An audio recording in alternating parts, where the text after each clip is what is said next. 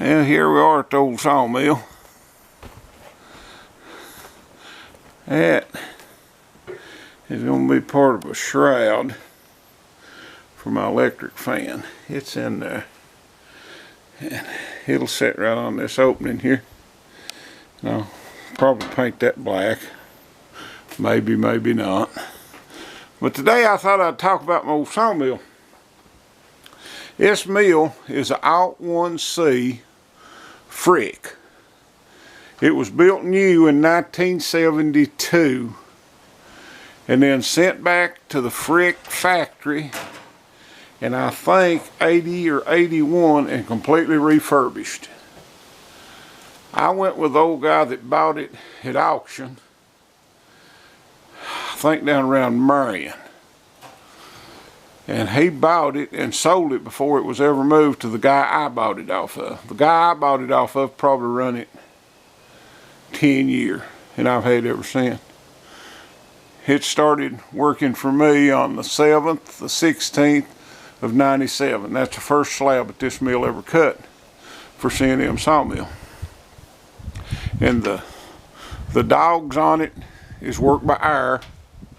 The set works is worked by air, and they're controlled with micro switches. This is well before computerized stuff was ever thought about, man. And in its day, in the early 70s, this was the sawmill to have. This was as good a mill as you could ask for to production saw in a smaller thing. Like in this area here, this was the kind of mills that most sawmills had. Hartford Tweed down here at Marshall, he bought one almost identical to it. I think his was a Timber Tiger, and I don't think mine's a Timber Tiger, and I don't know what the difference is. But I do know that his, the feed that pulls the cable back and forth was bigger on his than what mine is. But as far as opening this one, it'll open up about 40 inches. For the scale there goes 36, and it'll come back another 4 inches past it and open up. And it's made for another dog. And the dog was there when the old guy bought it, and somebody stole that dog at the auction. They had took it off for some reason. And the mill down at Marshall burnt, and this knee and everything come off his mill, for mine broke. And I was going to go back and get the whole carriage, and I didn't go back soon enough, and he hauled it to the junkyard. But I wished I had that other knee on mine. But back in the day, this was basically, if you was going to production sawmill, this is the mill to have. And about the time I bought this one, the old guy at Mars Hill I've talked about several times, that I've worked for, and he was a tough old man, but he was real knowledgeable in sawmilling. He really was.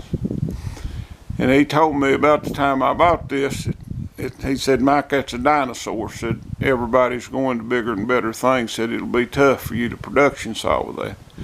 And I thought he was just telling me that to discourage me. And he may have been, I don't know. But anyway, about the mid-80s, the mills that's still in existence now started getting bigger. They either put in resaws. There's one sawmill over there that actually had two sawmills in under the same shed, and they would block it up with one mill like this one. And then they had a smaller, I think it was a handset mill, and they used it too, and they got along pretty good with that. And the old boy that I sold to out in Canton, he had a setup almost identical to this. And then he had a big bull edger. And a bull edger is just a series of saws. And I think his bull edger would cut like 10 inch. And he would drop a 10-inch cant off that, and they'd run through the bull edger, and boards would just pile out the other side. And he could probably saw anywhere from 30 to 50,000 foot a day. He could put out a lot of lumber, and did. And he had a pallet business that was there at the mill, and he wasn't really he liked the sulfur grade, don't get me wrong, but pallets was his bread and butter. And if you'll notice, the bigger mills today, all of them, pallets or low grade plays a big part in them. I mean, you're going to get low grade lumber, it all ain't high grade. And you've got to make accommodations for that. But this is what my old mill looks like. This is a minor edger. Real simple old edger, and it works good. It's just dead simple. And that log deck yonder is a miner, and it's a miner log turner. And a place here in North Carolina, Meadows Mills, bought miner out. And Meadows Mills builds a good sawmill. A friend of mine's got one, and it's a real good mill. And they make anything from a handset mill to a production mill like this. But in today's economy, in the way everything is, you need a mill that's mechanized. You need something that'll put out more product than this one will. On a real good day, this mill here will put out about 10,000 feet. And if you'll put like a resaw or something behind it, you'll triple your production easily, you know. But of course, along with that resaw, you've got to have all the roller stuff and all that. Just like Logger Wade up there, they're continuously doing something to their mill to make it better. And you have to, because production's where it's at. The price of timber and the price of lumber ain't changed that much in the last 20 years, but everything else has went up. You know, saw bits probably doubled, diesel fuel's doubled, labor's went up, everything's went up. So you got to put out more product to create a profit. That's just what it boils down to. But and like a diesel operated sawmill like this, that's a dinosaur. Everybody's electric. And I was going to go electric down here, and they quoted me $19,000 to come to that pole right there with 3-phase, and put me on demand. And what on demand is, the most productive day you have that month, they charge you like every day was that productive. And the way we saw down here, that just would not work for me. I couldn't do that. The only way you can do electric around here is to saw every day and be consistent. Power around here has been a major concern.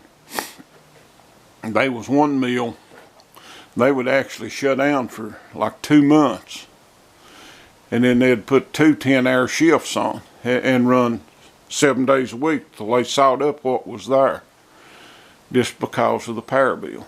And that's a major concern, and I'm sure it is for everybody.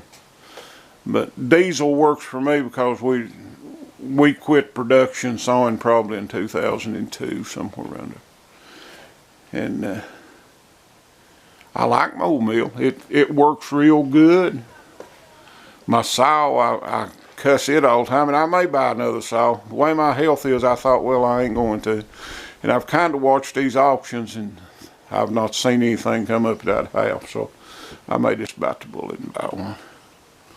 But this is a heavy-duty mill, and it will put out the logs. If you tune this thing up and get it running the way it should, I'd put this mill up against any circle mill out there.